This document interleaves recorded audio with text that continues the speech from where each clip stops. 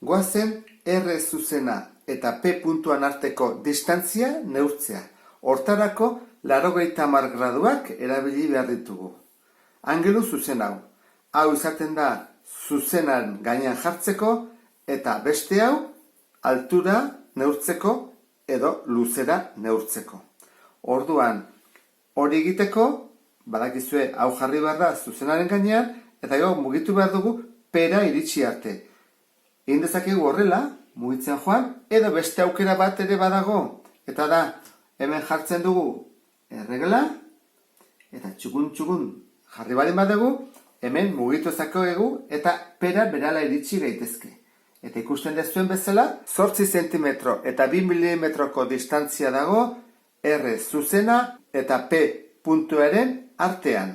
Eta ze gertatzen da puntua izan berrian hori izango baliz beste hau?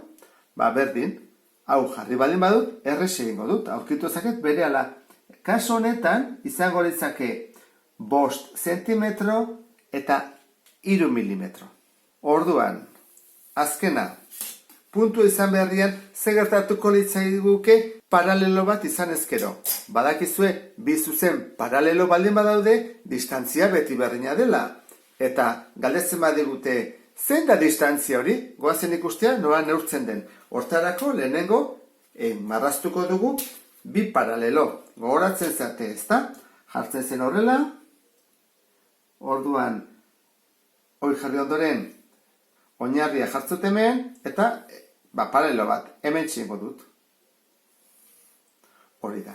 Bueno, bi paralelo direlako, hau R eta hau S, ze distantzia dago batetik bestera.